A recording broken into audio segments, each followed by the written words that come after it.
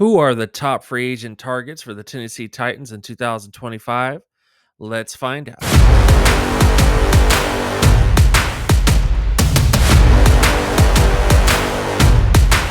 Welcome back to the All Pro Football Data Show. My name is Jim Cobern, and I'm excited for this show today because we're going to be talking about the Tennessee Titans free agency needs review. We're going to be going over a snapshot of how the Tennessee Titans performed in 2024, see what their needs are in the draft this year. Then we're going to look at the overall strength of the free agency class based on different metrics and different analytics.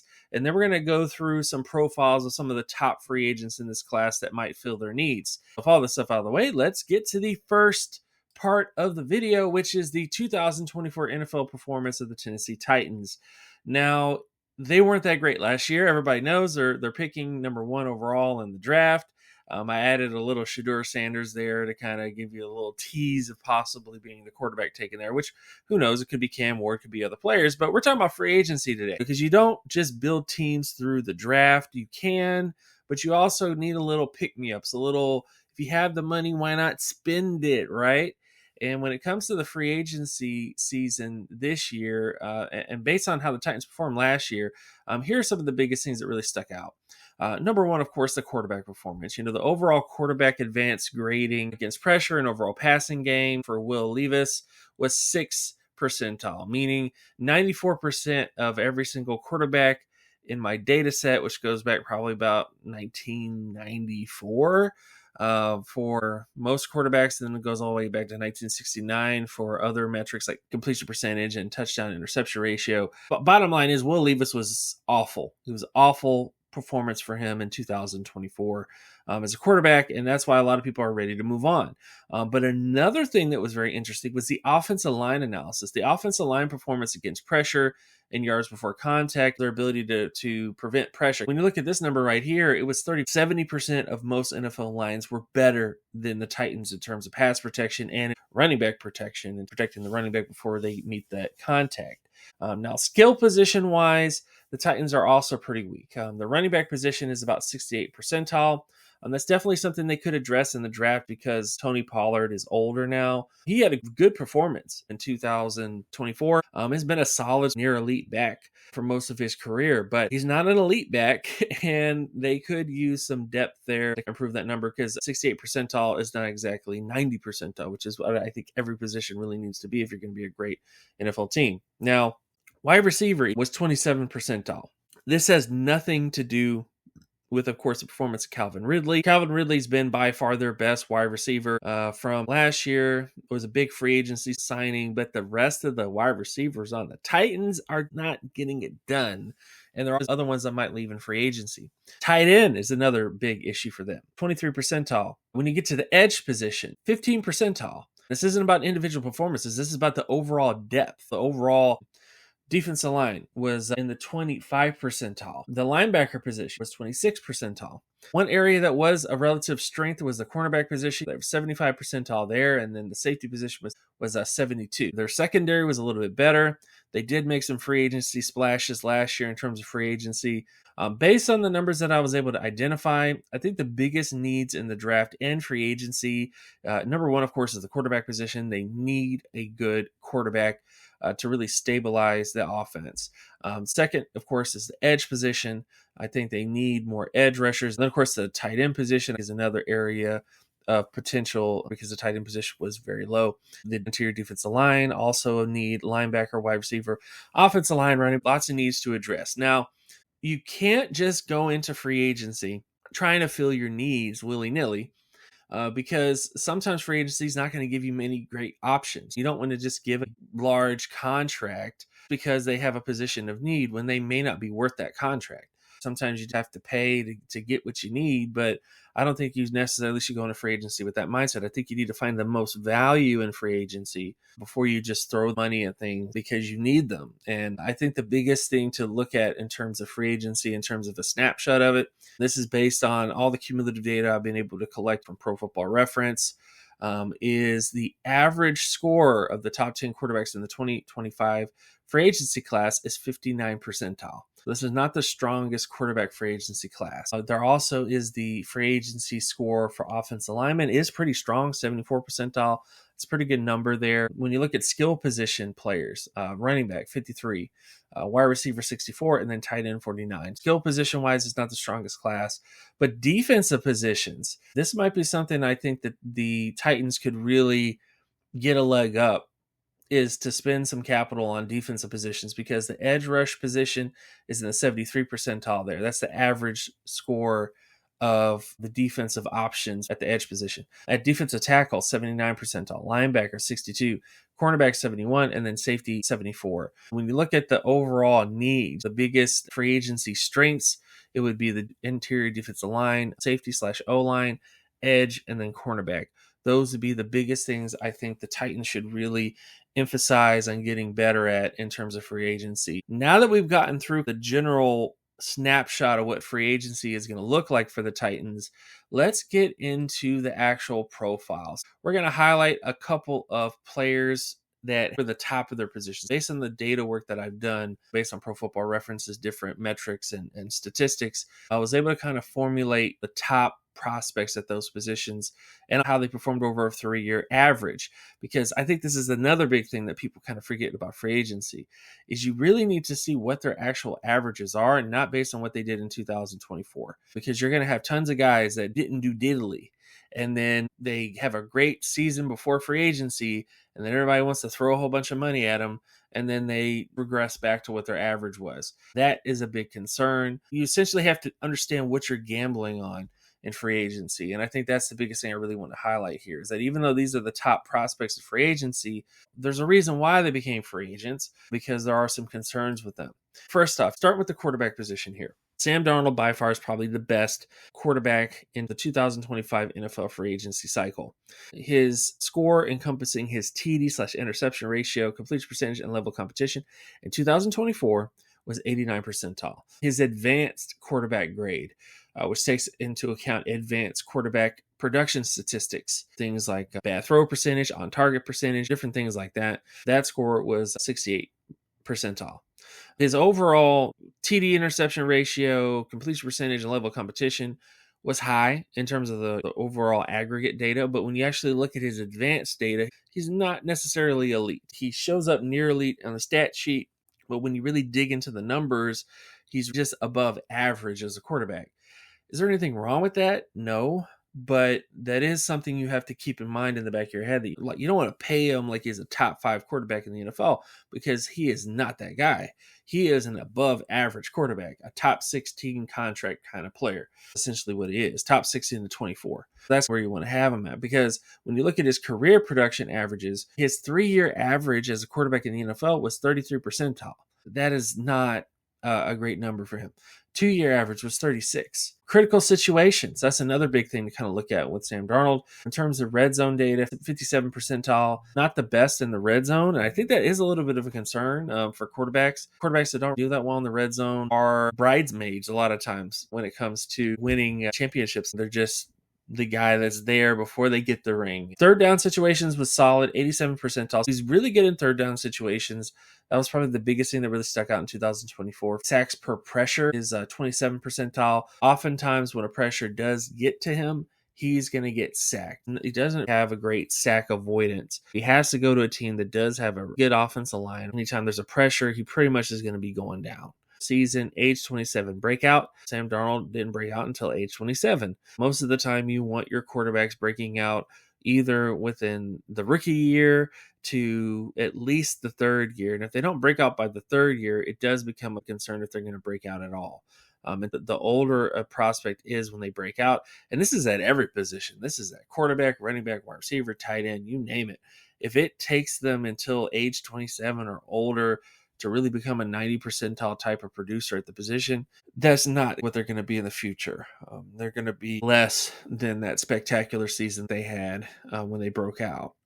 Also, mediocre red zone production. Next up, another player I want to highlight here is at the edge rusher position. The top free agent edge available as of the day I made this video is Josh Sweat. Now, his edge market share production score was 84 percentile. That tells you what his production was relative to the team that he was on. His advanced edge grade, this is a score encompassing his advanced edge production scores, was 93 percentile. His 3-year average in terms of his advanced grades was 92. 2-year was 89, and then his age adjusted data, when you adjust for what his age is going to be based on the regression that typically happens at the edge rusher position, was going to be about an 89. He's not going to have a ton of regression.